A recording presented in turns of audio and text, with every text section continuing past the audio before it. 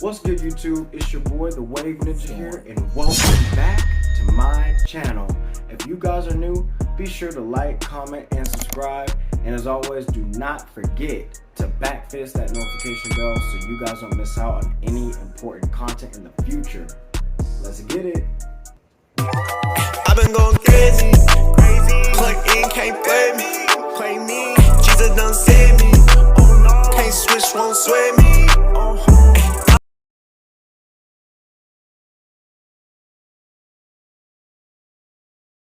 Alright, so in today's video, I'm going to be sharing with you guys the 4 tips and tricks that you guys can use to help you better maintain your waves during your wolfing process. Alright, now it's been a while since I made a video covering this topic, but for those of you who have been waving for any length of time, you know how uncomfortable it is to force your waves to grow out at almost uncontrollable lengths, let alone trying to maintain those waves at the same time. Well, this video is going to help. First tip that will help you guys be able to maintain your wolf session is to use a hard brush. That's right, not a soft brush, not a medium brush, but you have to use a hard brush at the start of your session. Now, of course, after you use a hard brush, then you would use the medium and soft brush at the end to lay your hair down. But because you have a lot of hair on your scalp and your waves are starting to over curl and get out of control, it is up to the hard brush to pull your hair strands in the direction that you want it to go. A hard brush is also useful because it gets to the root and almost to the scalp of your hair, so it really can penetrate that top and middle layer of your waves. Very, very useful. Alright, so you have to use a hard brush. The second tip that can help you guys maintain your waves during its wolf stage is to comb your hair. Now, you guys have already seen my videos, or hopefully you have, of me going over combing and the importance of it. And just to reiterate, when you have a lot of hair on your head, you're going to need to comb to lift your hair up, to reset it and brush it back down, especially in the wolfing stage where it's very easy for your hair to get unorganized.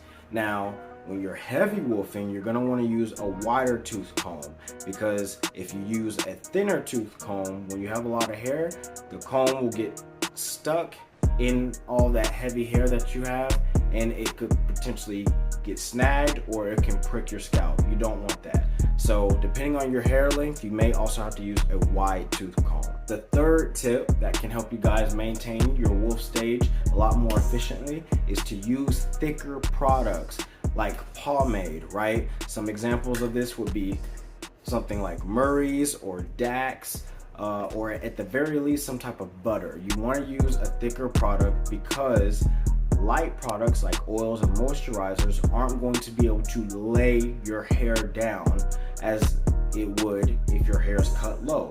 So when you're wolfing, it's very important to use a thicker product, and these products have a good sense of hold to them, and they also add shine.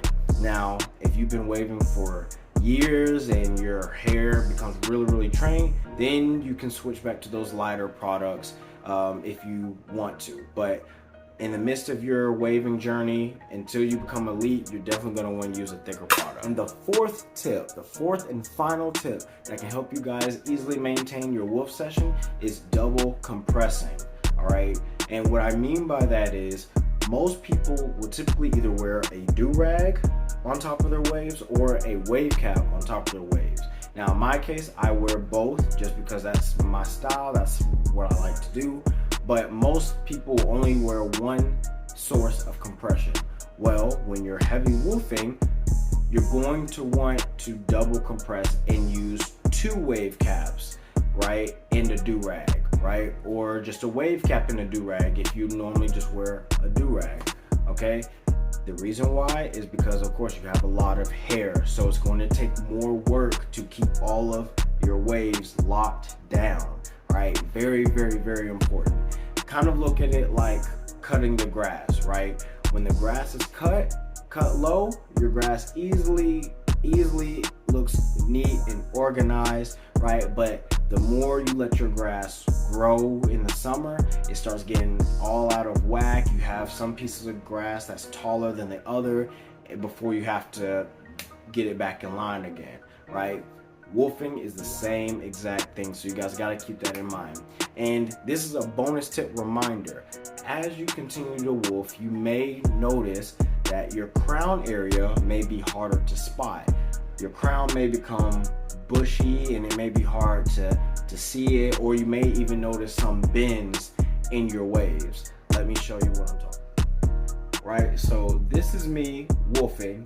This is me on a 7.5 week wolf, so almost 8 weeks, right? And you can see that you can still see my waves, you can still see my crown, but my crown is not as defined, right? It's very bushy, it does look a little bit out of the place, and that's normal because your hair has to learn to lay down, especially at these higher lengths, right? So just keep that in mind. And in regards to a bendy wave, you can see that with my waves, because I've been wolfing for such a long time, you can notice this bend in my waves here, right? Now, if my waves were at a lower level, that bend would not be there, right? So that's something to keep in mind, because essentially as your hair grows, you'll have to teach the top layer of your hair to line up with your wave flow, just like you did the lower and the middle levels of your hair as well. So those are the quick tips I have for you guys on how to maintain your wolf. If you guys have any questions, comments, or concerns, be sure to drop them down in the comment section below. And I'll see you guys next time. Be safe. I'm out.